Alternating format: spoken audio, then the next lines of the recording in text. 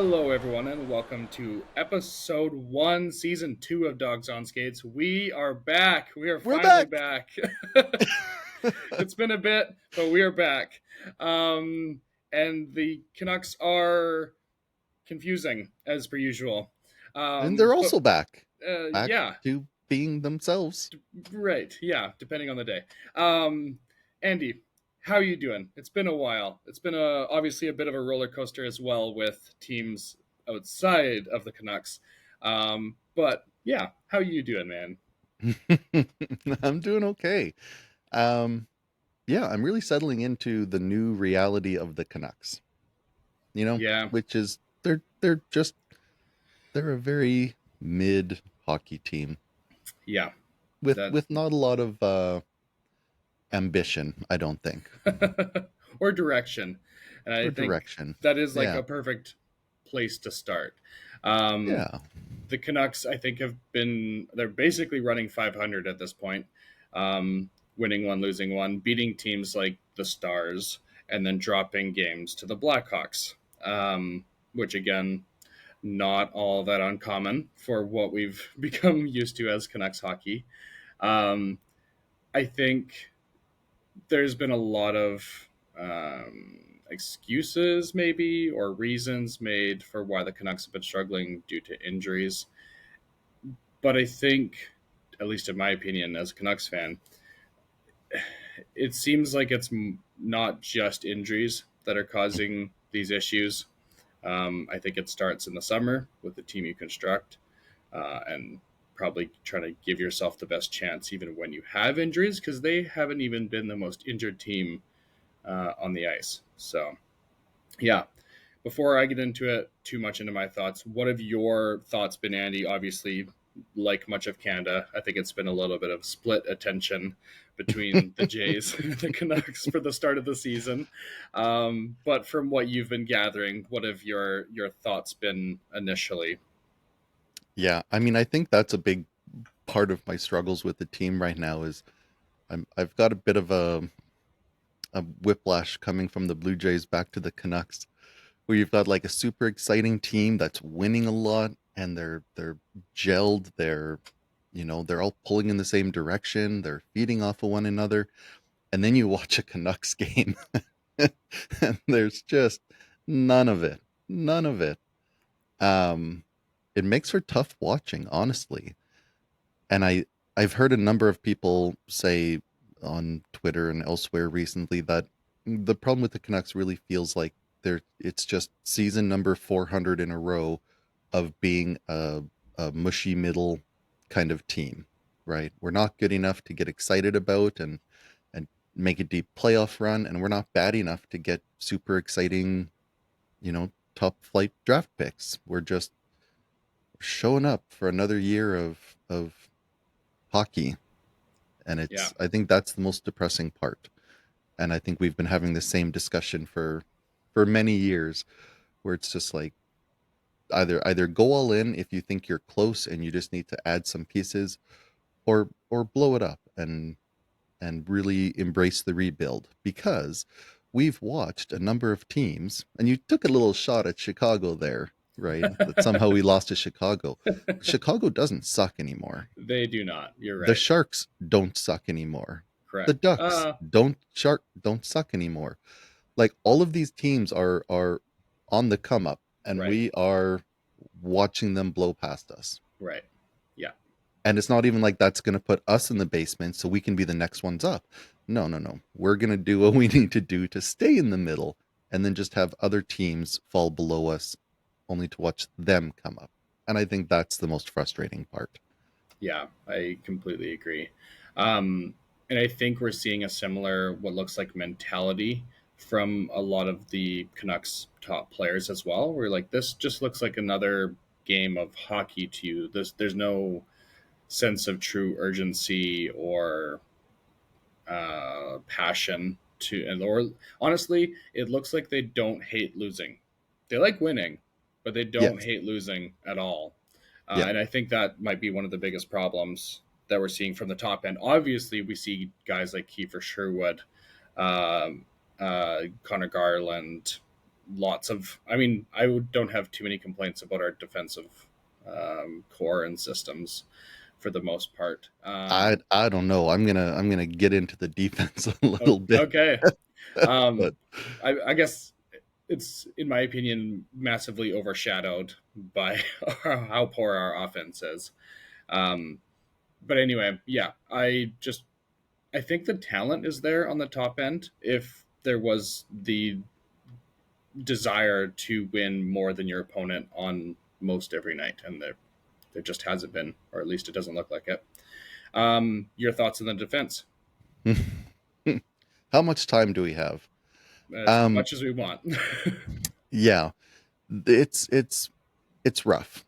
I think it's rough. Um, there's a couple of stats that I've found here, um, just to kind of encapsulate what the state of the Canucks defense is. Um, so I'm not, I followed the advanced stats a little bit, the Corsi and your Fenwick and that sort of thing. Um, 5-on-5 Corsi against, we're 29th in the league.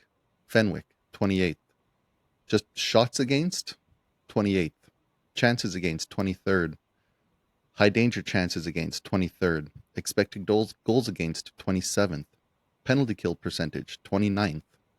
The only things that are saving us is that our actual goals against is only 8th and our save percentage is 6th. Yeah, So our goaltending is bailing us out and not making us look like the absolute train wreck that I think we actually are. I think the defense is in a just terrible state right now. Quinn Hughes has been out a little bit, and when he's been in, two things I think. One, he hasn't really looked like himself, and two, it looks like he's got no support out there. There was this isn't really emblematic of the defense so much as just the lack of support, but the overtime game versus, oh, that must have been Nashville. mm-hmm. Quinn Hughes is set up behind the net, and he's like fending off two guys Yes, that trying to was steal the Nashville. puck from him, and it's like I think he had Kane and someone else on the ice with him, and they were just gliding around. They're just Yeah, nobody's skating hard to get open, to get into a shooting position, or to be, available for a pass, or to come down and help him out. It's like everybody was just waiting for Quinn Hughes to rescue them, yeah, and you could almost hear him screaming for some freaking help, and it wasn't coming, and it made me so angry and so sad for him, yeah. and sad for me and all Canucks fans, because we've talked last season about needing to do whatever it takes to keep Quinn Hughes happy and keep him here, and this is the surefire way to drive him out of town.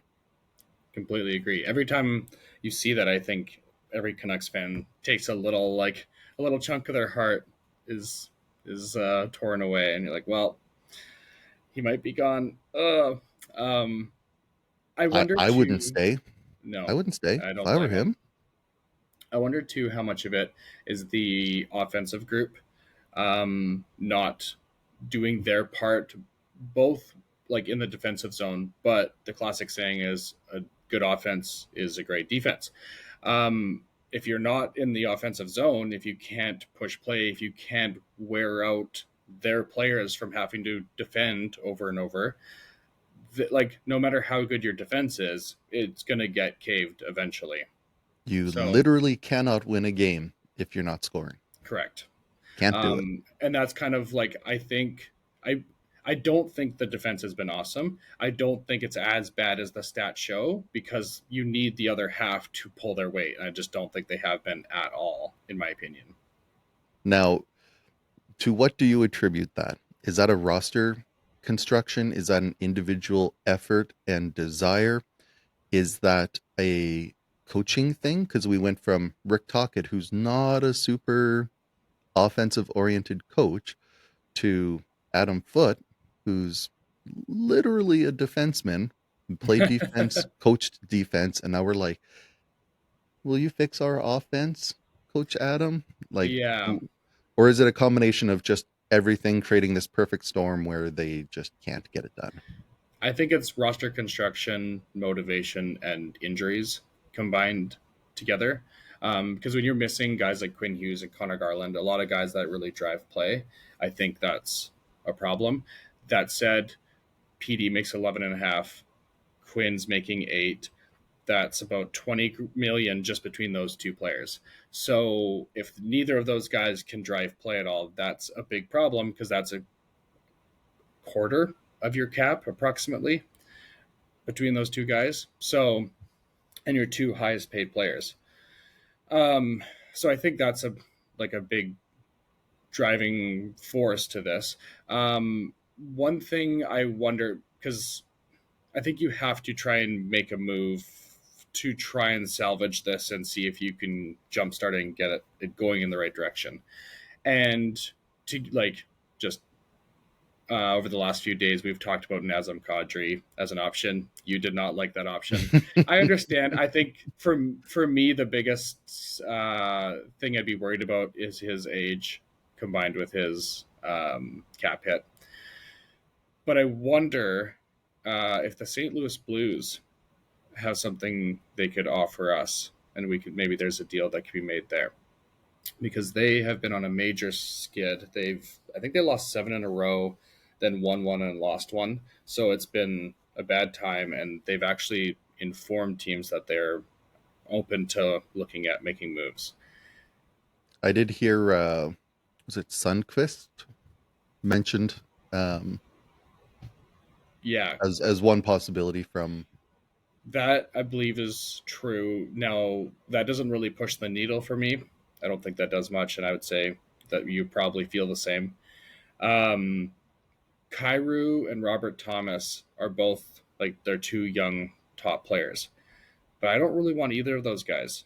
Their main the main argument against them is they don't care enough to be like true elite players and be able to perform the way we know that like they could if they truly like had that killer instinct. Braden Shen,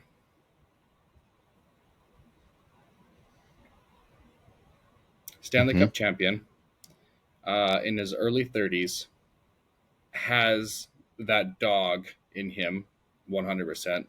They asked him this past game basically what his feelings were after the loss and like how they're going to turn this around. And he was basically like, yeah, like the guys were not trying hard enough. We don't like, and it's, he didn't say he was more like the guys. I don't know how exactly he phrased it, but it was like essentially saying the team is not trying hard enough. They don't want it enough, and if you don't want it enough, you're gonna get killed in this league. And so I'm like, yeah, that is the kind of player we're looking for, is someone who's able to identify that and has shown in the past to truly have like that dog. So I think he could be. I think we lost a lot when we lost JT Miller, Yeah. and I wonder if he could fill a lot of that role, um, but not cost as much and potentially be a better person. Yeah, Miller had his warts as a player, um, but he did have that intensity and that drive and that willingness to kind of put the team on his back and say, we're not doing this today. Let's go." And I think they are lacking that a little bit. And I think when you had guys like Garland and Hughes go down, I was really wanting to see somebody rise to the occasion, right? Seize that opportunity, really show what they can do. Um, yeah, and it just it didn't really seem to happen. I Yeah. don't know that Shen. Oh man, Shen would be such a good complementary piece. He would be the perfect piece if Petey were Petey. If he were So Petey from 3-4 years ago, Braden Shen would be the perfect like second line center to slot in behind him. I'd love it, but I feel like we need to aim higher now. So that's exactly part of my theory, though, is that if you do bring in Chen, he can take all of the hardest matchups. Like that's his job. That's what he's done for a lot of his career. And I think that could potentially open up space and alleviate pressure in the same way that JT did when they were not actually at odds with each other. JT would take a lot of those hard matchups, and it would just like leave a lot more space for Pedersen to do what he can do best. I would say the same for Brock Besser. You have someone like Braden who actually drives play. I would think Brock and Miller like complement each other beautifully, and I wonder if we could get that same or at least similar kind of connection between these two players. And I would say Braden and JT are extremely similar on ice players in terms of style and that sort of thing. So I'm like, I wonder if that could be a really good fit. And sure, maybe he doesn't bring like the whole solution himself, but I wonder if he brings part of it directly and then part of it indirectly by how he's able to impact the rest of the lineup and matchups and all that kind of stuff. I think I'm just so disappointed by the fact that we're having to try to find guys to work with our extremely flawed players because they can't just do it themselves. Like Yeah. we need Besser to be with a guy who can do all of the work, all of the heavy lifting, put in all of the effort, and then just give the puck to Brock on a tee for him to shoot it. Yeah. Like I really don't like that. Yeah. That's fair. Um, One thing that I've been noticing is there's a lot of teams I think that are in us feeling similarly about their teams. They're unhappy and quite, yeah. I think there's been a lot of the lower end teams, like you were saying with Chicago's, that are winning a lot more games than people are expecting. And what that's meant is teams like the Oilers, the Stars, um, yeah, there's, I mean, the Rangers, they're all losing way more than they were anticipating. And I think it's got quite a few teams that were expecting to do well, feeling quite discontent on that front, which I think misery loves company. So I'm like, hey, at least we're not the only ones. And if a lot of teams are feeling that way and they can figure it out, maybe there's a world where we can do the same. I don't know. I'm not going to get my hopes up too much. Um, and I don't know if there's much more to talk about the Canucks, uh, unless you have anything else. I think it's a lot of wait and see right now. Yeah. I mean, I've taken a look through the standings, which is an insane thing to do after 15 games, I feel like, but Ah, I there's don't know. there's outside of the Flames, there's not really anybody who are really just in a horrible spot. Like the Sabres are 5-5-4, Mm-hmm. which isn't great, but that's the worst in the Atlantic. Yeah, And in the Metropolitan, the Islanders dead last, but they're 6-6-2. and And they were that's expected to be like lottery team this year. those are 500 hockey teams, Yeah, right? Yeah, the Blues are 5-8-2. That's not great, but that's not that's it's not out of it recoverable. Yeah, yet. Um, yeah, it's we're second worst in the Pacific at 7-8. yeah. So like there's not really a lot of bottom feeders to look to for options, right? Has San Jose passed us? Oh yeah. What's their record? I shouldn't say oh yeah. Yes, they've passed us. They're 6-6-3, but they're also 6-3-1 in their last 10. So they're No like way. Oh wow, amazing. they've won a couple in a row. Macklin Celebrini's like leading the league in points. I Yeah, think he was tied with Connor Bedard, and yeah, which Bedard's second now. It's oh, crazy, okay. absolutely Yeah. crazy. Yeah, So, I mean, those are those are teams on the way up. And I mean, the yeah. Ducks are in first place, And they've been which stomping teams. It's nuts. oh Like yeah. they've scored 7 goals 4 times in the first 15 games. I think they're like the third team ever to do that or something like that. Like Yeah. absolutely nuts. They've scored 13 more goals than they've allowed so far in 13 games. Like that's a good recipe for success. Yeah, no kidding. Um, we there's like a couple big games this weekend. The Canucks play Columbus. We're recording on Saturday morning. November 8th. So they play Columbus tonight, Colorado tomorrow. Those are obviously going to be a couple big games, especially the Colorado one. Um, but an interesting note going into them, I don't know if you caught this, Demko will not be playing in either game Yeah. Yeah, I for did catch that. like preventative measures.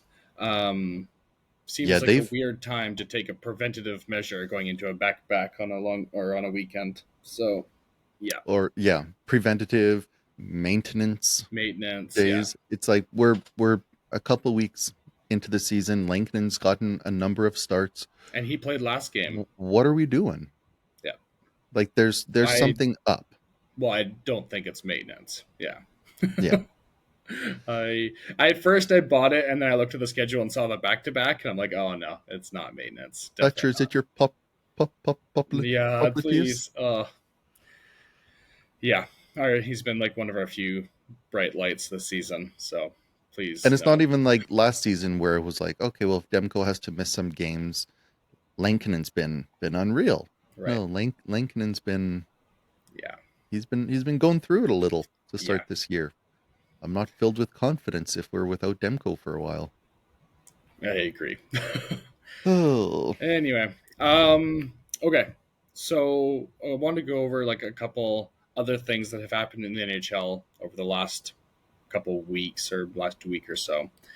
First one, we're not again. We don't really want to get into how the whole Jays thing happened, but I wanted to bring attention to the Oilers Blackhawks game that was happening in Edmonton while Game 7 was happening for the Blue Jays. First of all, the Oilers decided that they would put the Jays broadcast on the Jumbotron during the game. So everyone in the rink is watching the Jays game, and on TV timeouts and on the intermission, they would turn the sound on. So during a TV timeout, sound is on, like Jays game is just playing in the arena fully. So people are watching the Oilers game, but they're reacting to the Jays game. First of all, it's super disconcerting and super weird for the players. But I'm going to play a clip of it here to kind of give you a sense of what it was like.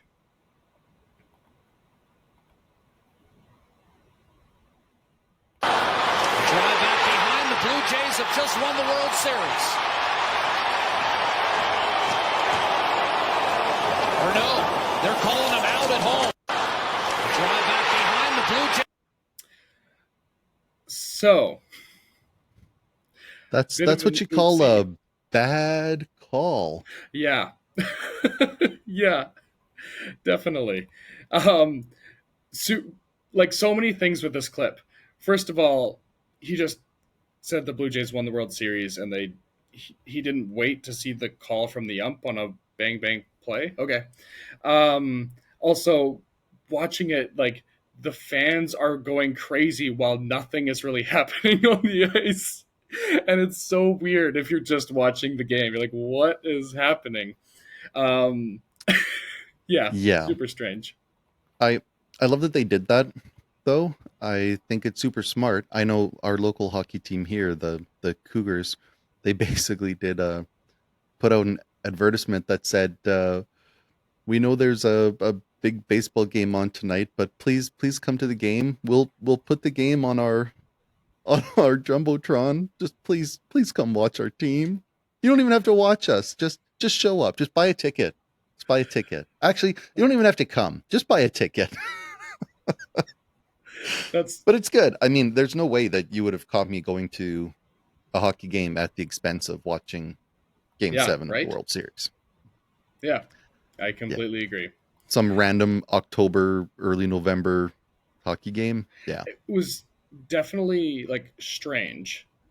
And I'm just setting up Connor McDavid's response here, but it was like definitely a strange move. Like that's not a normal thing to do at all. Um, I guess like try it and see how it works, but um, yeah, very interesting decision. Just pulling up here Connor McDavid's response.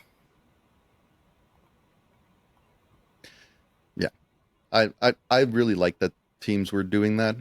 It was such a huge moment for Canadian sports. Like, I know not a lot of people are diehard baseball fans. I don't even count myself as a diehard baseball fan, but I've been following the Jays very closely all year. So at least I was early on the bandwagon. I'll say that much at least. Yep, Here's Connor. that's fair. And here is Connor. Ask you about the focus and pride to play this game when they're showing the Jays game on. Fans are cheering Jays stuff. Like, what was that like? That was really, really strange. Obviously, we're all on the Jays bandwagon, and everybody's wanting them to win, and it's so disappointing, obviously. But strange to have it on during the game. Listening to the crowd was distracting for sure. I'm glad they shut it off there for the third. When they're showing it, not only showing it, but they're showing it with sound during the TV timeouts as well. Yeah. That's It was bizarre. Yeah, it was bizarre. It was bizarre. I found myself watching the Jays game, sitting on the bench. Listening to the crowd while I'm on the ice. What just happened. It was very strange. But you know what? Historic moment.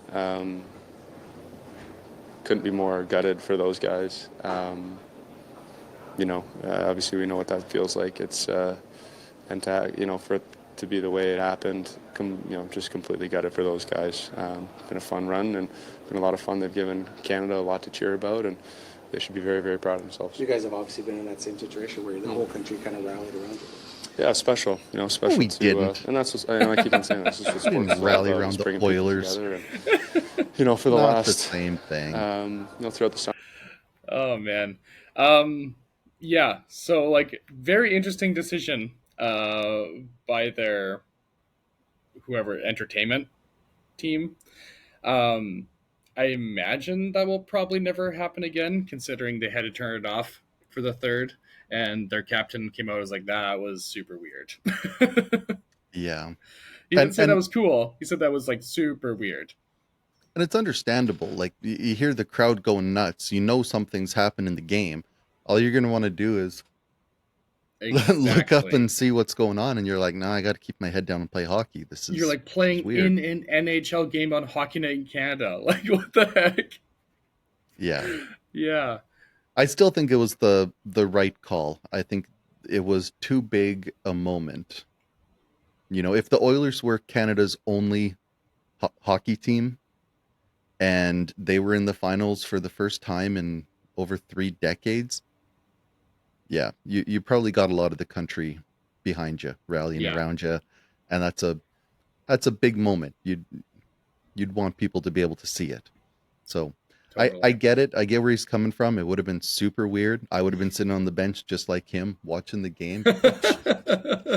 My shift. Oh boy. Where's the puck? What's going on? Yeah. Are we winning? I don't. Yeah.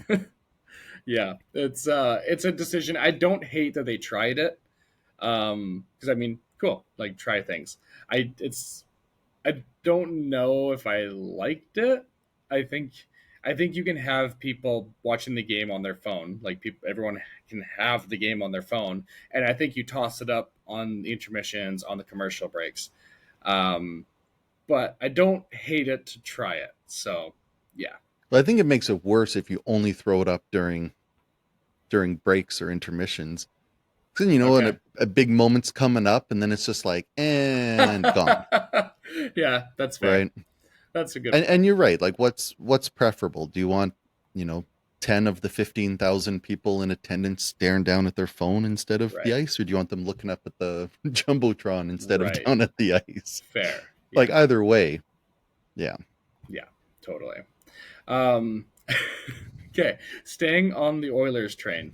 I watched Oilers Stars the other night, and the Oilers went up 2-0. Like, voluntarily?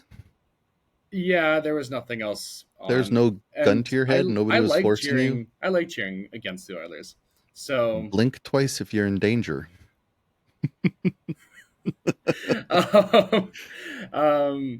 And the Stars came back, won the game in overtime 4-3. Then they go to something that I know is near and dear to your heart, Molson 3 Stars. I bet they nailed it too. They're always so good at the 3 stars. Okay. Yeah, I bet you're right. Here are the 3 stars. If I can get the right one, maybe. There it is. Take a look at that. 2 assists, 2 goals, and an assist. First For the star, winning team. second star. The Stars won the hockey game. Mm-hmm. Yeah. Yeah. Yeah. Uh-huh. Uh-huh. How does It's that like, what happen? is that, the participation ribbon for Roslovic? It's like, oh, nobody really had any expectations, and you did something. Good job. Right? Here's It a seems like star. Here's 1 star. it. 1. Yeah. McDavid got 3. I couldn't believe, like, It's so Sportsnet dumb. way overcharges for all of their stuff. Way overcharged. They're gouging everybody. Oh, For the most okay. part, they give a good product. For the most part. I'm Their glad you're about to Oilers get into this. subsect. Oh my goodness. Oh, you're not getting into what I thought. Okay, No, sorry. I was Continue. going to leave that alone, but we can get into it if you want. Go ahead. Oh, Sportsnet. Oh, Are you Sportsnet. referring to the crashing that was happening I am in the World indeed. Series? I Oh am man, indeed. that made me so angry. So we had cable through Telus and had Sportsnet through there. Worked great. We realized that the only thing we ever watch on cable, though, is the Canucks and the Blue Jays. It's just for my sports. Yeah. So I'm like, I could just get Sportsnet Plus, and we'd save like $5 or $10 a month. We don't need to have the cable added on. Let's just do that. So we did. So that was the only way I had to watch the World Series. And throughout the playoffs, it was fine. It wasn't good. It still does some weird things. Like I find that I can't pause. I can't go back a little bit to replay a play and then go back to where I was. Like it doesn't like moving around in the timeline at all, and it doesn't record. So like there's some downsides, but overall it was working. And then the World Series comes along, and I think it was game 5 or 4 Something that like it first that. started failing, and it was just gone. Yeah. It was gone, no matter what device I tried. So then I go online and I'm looking up Sportsnet Plus, and sure enough, Twitter's on fire with people just wanting home addresses for Rogers CEOs and stuff. And I thought, okay, surely this is going to be a very temporary hiccup. They'll do what they need to do and it'll be fine for next game. It was not fine for next game. So I ended up having to borrow Did you have problems the next game? I didn't know that. Oh, yeah. I didn't have troubles the next game. Okay. Oh, I sure did. Yeah. Okay. So I had to borrow a login for Telus TV from somebody in my sphere. I won't identify them any further in case Rogers is listening. But yeah, so then I had to watch it on their like Telus TV login, which worked fine. Yeah. But how do you do that? And they just jacked up the prices for that service too, from like 200 to like 350 or something. Yep. They did some huge price increase, and then have a service so unsteady that it crashes during the most biggest important moment. Yeah. I was beside myself, angry. Yeah, that is entirely fair. It's atrocious. I'm sure the refund is in the mail. Oh, I'm sure. Yeah. Or, huge discount for next year or something. Yeah. I'm sure. Or maybe we need to pay them so that it doesn't crash going forward. Ooh, right. We need to pay more money. Yeah. That's it. That sounds right. The payment we made this year was just for the graphics. But for the actual like gameplay, we need to pay double that probably. Yeah. You want more than one frame? Greedy. to give the smallest little token to Sportsnet. When the game did crash, they put it just up for everyone on sportsnet.ca. You can just like go on and watch the game after it crashed. Um, Well, so I nobody will. told me that. I What the crap? So that happened like the main night that Sportsnet crashed like across everywhere. So I don't know if that happened in the future, but like for that time period while I was down across the country, I found it after it came back up as well. Like I didn't see it until it was working again.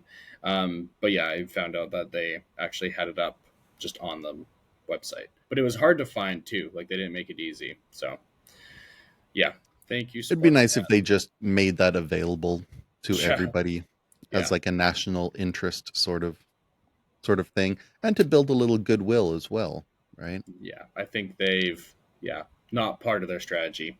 Their No. strategic plan doesn't have good or will in it. Yeah. Um, But it okay. does have pay me. Lots of that. Lots of Um, Predators Wild in overtime. Curious your thoughts on this play. Driving the net. Faber, Kaprizov, Johansson, and he scores! Marcus Johansson with the winner for the Wild. Kaprizov with Johansson driving the net. Faber, Kaprizov, Johansson, and he scores! So, for anyone who's listening, the Wild enter into the zone, make the pass across. The goalie, as he's pushing off the post go to the other side, the net pops off. Well, the puck ends up going to the Minnesota Wild player who does the one-timer. It misses, hits the side of the net that the net's now dislodged, comes back to him, and he just moves it over and shoots it across the goal line, like to the boards, because the net is now turned where the net away. would have been. Right. The call on the ice is a goal for the Minnesota Wild. They review it and they it stands. It's a goal. The Minnesota Wild win the game. Then obviously there was a lot of pushback from Predators fans of this really shouldn't be a goal. So according to the rule, it is like in the like continuation of play, it should be allowed to be a goal. So that is like according to the rules, I believe that is the right call. But do you think that should be the right call? Like, what are your like? Obviously, it's weird. He's scoring not into a net, and the net's fully off, and he does make the shot beforehand. That Predators fans is like, well, that was like once that shot is gone and he's missed, it should be that is the end of continual play. What are your thoughts on how this rule is built? Because like, sure, this happens in October, whatever. This happens in Game 7 of the third round to go to the Stanley Cup. That's a much bigger deal now. So Yeah. I understand the spirit behind the rule. mm-hmm. It's effectively to ensure that goaltenders aren't going to just knock the net off to void a goal. But I don't think that I like it. I don't think I like the awarding of the goal, because it probably would have been a goal had you not done that. I think there's too much uncertainty involved in that. I would just like to see, if you think it was a deliberate act by the goaltender, then it's a penalty or a penalty shot, or you give, the offended team the choice, right? Do you want to take a penalty shot? Do you want to take a power play? What do you want? I don't know that I love awarding the goal. Yeah. I'm on the side of I think I'm good with it. As long as it's very clear and easy to see that you are scoring from the front of like front of the net, and it is like in that case it is like a bang bang play. The puck doesn't like leave and go to the corner. It's still like right in front of the net.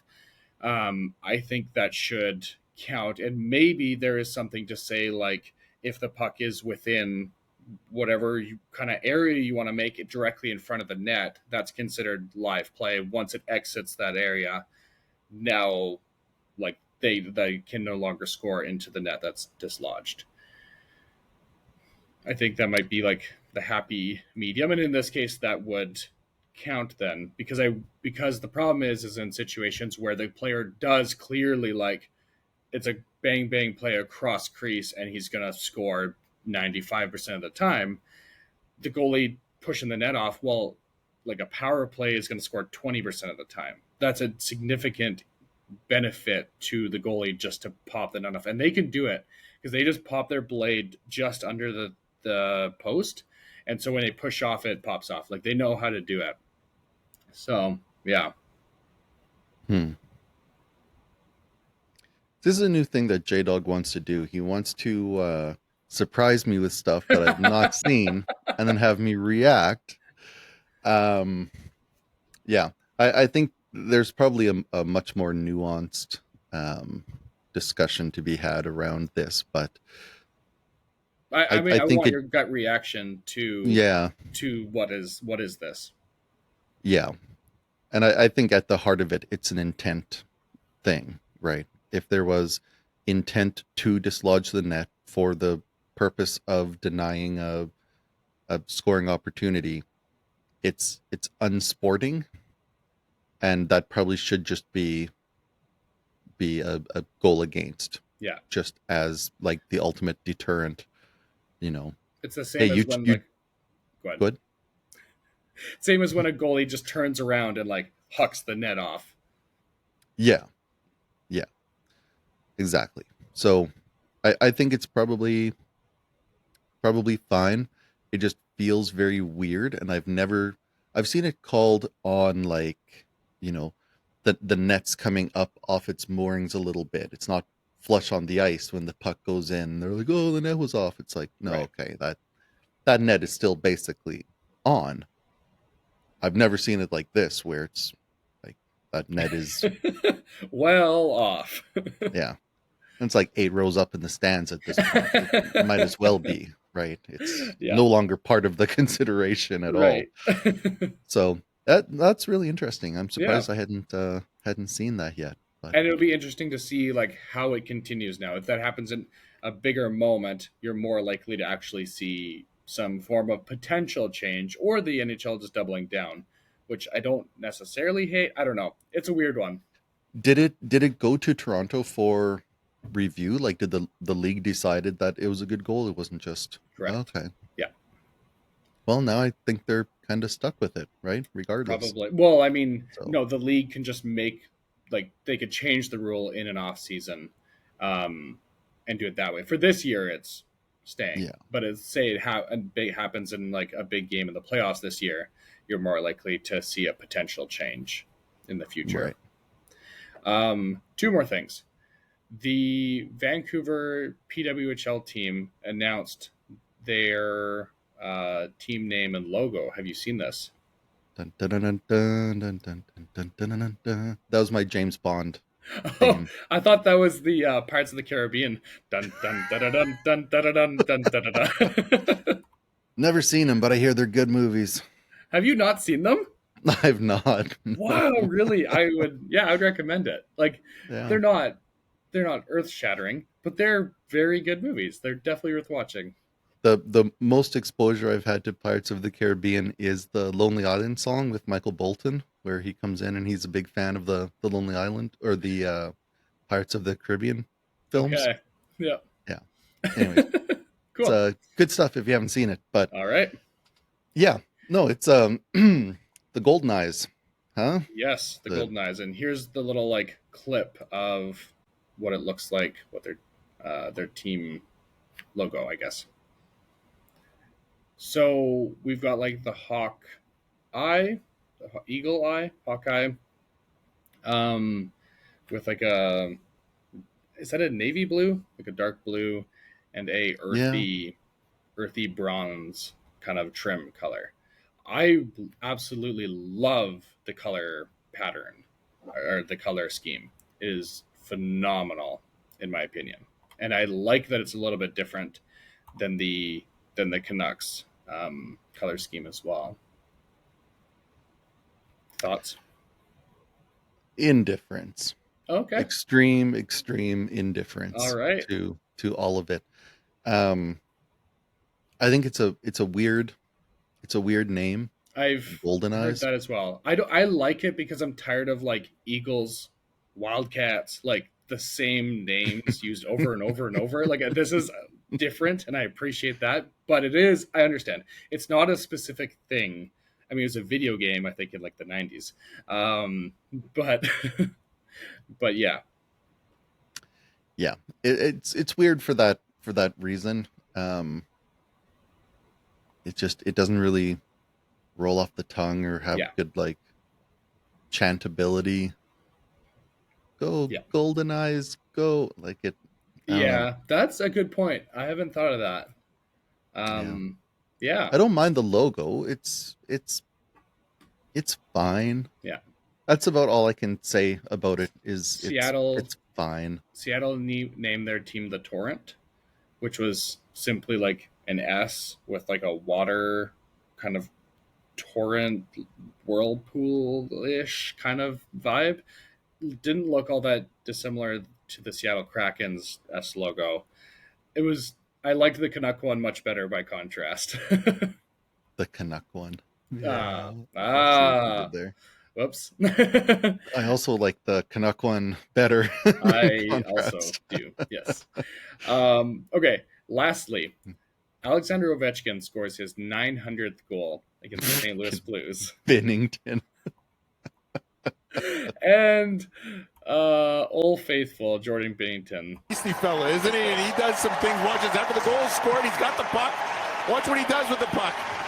He's going to keep it in his pants. I don't know if he wants to sell it on the open market or not, but they're not going to get that puck from Binnington. But that is until linesman Michel Cormier came over and said, hey, we know you got the puck, buddy. Good job catching that. There's cameras everywhere, guys. Tremendous. His eBay account would have been popping off after this game had he pulled that heist off. I would have said Isn't he? And he just does put it some on the things- ice and I'd kick it towards the bench. I don't want to. Yeah, that's don't exactly. wanna I'm not grab that touching that puck. thing. Like Jordan Binnington just put that puck up his sweaty butt. What So are you doing?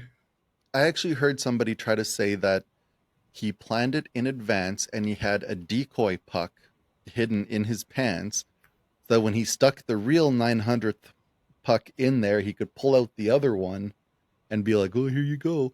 And I'm like, "No, he's just a jackass who did something stupid in the moment and got caught." Like He's that's so dumb.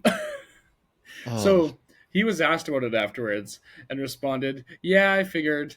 Basically, had an assist on the goal there because he played a big part in it going in. Turning the puck over, didn't think he'd mind sharing. I had full intention to give it back to him. Yeah, full intention to give it back. Do you believe him?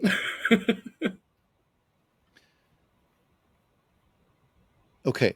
I am not a Jordan Binnington fan. Nor am I. Like at all. I would in fact go so far as to say I am somewhat opposed Though to him. I like villains, so I'm happy he's in the league. I don't know that I disbelieve him on Fair. that one. Just because it would, to think that you would get away with that, Yeah. is a little preposterous.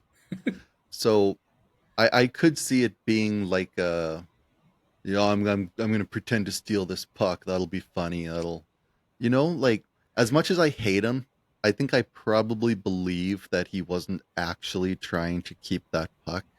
I think he's a I big baby. think- I think he's, when you're playing with that kid, or like against that kid in like PE, and he gets scored on, and he's like, oh, and he just does something because he's angry and just like, I'm gonna take the ball and throw it away, or do something that's like just out of frustration. And he's like, this doesn't really do anything. I'm just gonna do something because I'm angry. That's what this feels like, big time. They just keep Oh, man. losing. They just went down 2-0. The 900th goal just got scored on him. He's like, you know what? I'm just going to take this puck. I desperately need a polygraph on this one. I want to Definitely. know. I want to know Definitely. because as much as I hate the guy, I'm willing to give him a little bit of the benefit of the doubt because it would be so unbelievably childish and petty. And I just have a hard time believing that any It's grown ass what he man. does. So Nazem Kadri is doing an interview in the tunnel. Jordan Benson comes over and throws a water bottle at him. This is in the playoffs. I mean, it was an empty bottle. Sure, but like, how childish is that? No mature Oh, man is coming over and just like chucking a water bottle at him while he's doing an interview because not out of being funny or playing with him. No, this is him actually just being frustrated. I don't know. He's such a turd and such a weird dude. it really is. The mountain of evidence you'd have in support of no, he did this on purpose because he's an ass is it's substantial. Exceedingly, yeah. Yeah. But yeah. Wow. Well, that is that. Unless there is anything else you have, Andy. I think that was a good intro back into it. Knock the rust off a little bit and hope the Canucks can do the same. Absolutely. I mean, let's hope that they can maybe take it to Columbus at least. Let's hope they can at least escape with a point. I don't know. Just like poke it with a stick. Do something, you guys. Do something. Either find the heart within you, you know, that you had all along the way you just discovered, or let's blow it up, right? Like we've got some pieces that have value. You move off of Petey, you bite the bullet, you say goodbye to Quinn, you trade Demko, like blow it up and suffer a couple real ugly years and then just have an insane amount of young skill coming up. Just pick a lane. That's direction. Pick a lane. But yeah, we'll see how she goes. We'll find out. Until next time. Peace. Peace.